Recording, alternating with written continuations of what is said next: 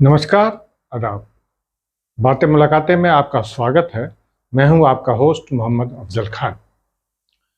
आज हम एक बहुत ही मशहूर पुस्तक नॉवेल का यहाँ पे तबसरा पेश करेंगे, उस पर विवेचना करेंगे। और ये किताब है मन्नू भंडारी। मन्नू भंडारी के नाम से आप परिचित होंगे। वो हिंदी साहित्य का एक बहुत बड़ा नाम है और उनकी एक किताब है महाभोज। आप ये देख लीजिए, महाभोज मन्नू भंडारी। बहुत ही मशहूर पुस्तक है मन्नू भंडारी की।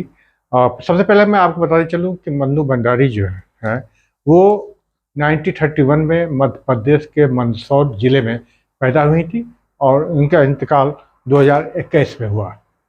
उनकी कहानियाँ बहुत मशहूर हैं, जिसके 6 कहानियों का संग्रह आ चुका है। उसके अलावा उनके 3 उपन्यास प्रकाशित हुए, जिसमें आपका बंटी, इससे ही इनकी मकबूलियत मिली, जो कि धर्म युग में मंथली छपता था और ये सीरीज के तहत छपता रहा। उसके बाद एच इंक मुस्कान और तीसरा महाभोज। उसके अलावा उन्होंने एक बायोग्राफी भी लिखी, एक कहानी ये भी। तो आज हम जो बात करेंगे मन्नू भंडारी की किताब महाभोज का। महाभोज हालांकि एक नॉवेल है और इसका नाटक रूपांतर भी किया गया और बताया जाता है कि इसके कई 100 स्टेज शो हो चुके हैं। मन्नू भंडारी की किताब महाभोज जो है, पहली बार 1979 में इसका पहला संस्करण आया था और अप्रैल 2023 तक इसके 54 संस्करण आ चुके हैं। जी, आप अंदाज़ा लगाइए कि इस पुस्तक के 54 एडिशन प्रकाशित हो चुके हैं। तो आप सोचिए कि ये नॉवेल कितना मशहूर है और कंटिन्यू ये प्रकाशित होते जा रहे हैं। इसे राजकमल प्रकाशन ने प्रकाशित करता है। 1979 में ये नॉवेल प्रकाशित हुआ। इसके बाद इसका हिंदी नाटक रूपांतरण हुआ और नाटक पे कई स्टेज को शो हुए। असल में महाभोज का मतलब होता है कि किसी की मृत्यु पे जो भोज दिया जाता है उसे महाभोज कहा जाता है।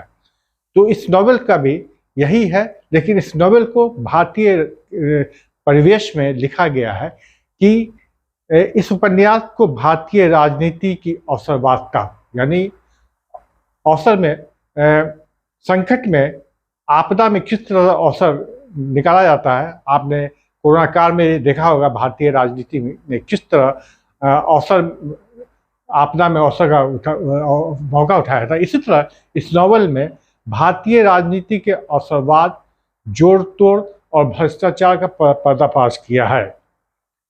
इसमें राजनीति के साथ साथ अपराध और मीडिया, जो कि आज गोदी मीडिया है, का भी पर्दाफाश किया है। सोचिए 1979 में मन्नू भंडारी ने लिख दिया था कि मीडिया का कैरेक्टर कैसा है, जो आज हमारे सामने, सबके सामने है। एक्चुअली ये इस नॉवल में छोटे से अंदाजे में आपको समझाता रहूँ कि इसमें दिखाया गया है कि यूपी के उत्तरी पश्चिमी में एक गांव है जिसका नाम सौदा गांव है, जहां पे एक विधानसभा की सीट है। वहां पे चुनाव होना रहता है, लेकिन वहीं हरिजन बस्ती में आग लग जाती है, जिससे कई लोगों की मौत हो जाती है। इसमें एक बसेसर नाम का एक पात्र है, जिसके पास सारे सबूत होते हैं और वो उसे दिल्ली ले जाकर डायरेक्ट वहाँ पे दिखाना चाहता था। लेकिन यहाँ के जो विधानसभा और यहाँ के जो नेता थे, ये छोटे नेता, बड़े नेता या राजनीति पक्ष विपक्ष के जो नेता थे, उन्हें लगता है कि अगर ये दिल्ली पहुँच गया तो हंगामा बखेड़ा हो जाएगा। तो उससे बसेसर को चाय में जहर देकर मार दिया जाता है। उसी बेस पे ये पूरी कहानी पक्ष विपक्ष, पुलिस, थाना, डीएम, एसपी और गांव की राजनीति के इर्द गिर्द घूमती है। और इस आगजनी में हजारों लोग, जो 10-12 लोगों की मौत हुई थी, उसके जो पैसे आते हैं, किस तरह मिल बांट कर मीडिया, राजनीति और पॉलिटिकल सभी लोग खा जाते हैं। ये नॉवेल उसी के इर्द गिर्द घूमती है। हम सभी को ये नॉवल पढ़ना चाहिए। ये नॉवल पढ़ते पढ़ते मुझे ख्याल आया कि आमिर खान के फिल्म में फिल्म डायरेक्शन किया था, फिल्म का नाम था पिपरी लाइव। पिपरी लाइव और इस नॉवेल को पढ़ी देखेंगे तो आपको फर्क ही नहीं पड़ेगा कि इस दोनों में कोई फर्क है। पिपरी लाइव में भी आपने देखा कि एक की मौत हो जाती है, फिर किस तरह वो गांव पूरे राजनीति का अड्डा बन जाता है और मीडिया वहाँ किस तरह का गलत रूप पेश करती है। उस नॉवेल को, उस फिल्म को और इस नॉवेल को आप पढ़ लेंगे तो लगेगा कि इस फिल्म को इसी नॉवेल महाभोज से ही चुराया गया है। बहुत ही अच्छी नॉवेल है और इस बात से आप अंदाजा लगाइए कि लेखिका कितने दिमाग के थे कि उन्होंने उस वक्त राजनीति और मीडिया का चित्रण किया है जो आज हमें भारतीय राजनीति और भारतीय मीडिया में झलक आता है। किस तरह उन्होंने उस वक्त दिखाया कि मीडिया बिकती है और आज गोदी मीडिया किस तरह बिक रही है आप देख रहे हैं। राजनीति जो है वो पक्ष हो या विपक्ष हो, आपदा में अवसर का बहाना ढूंढती है।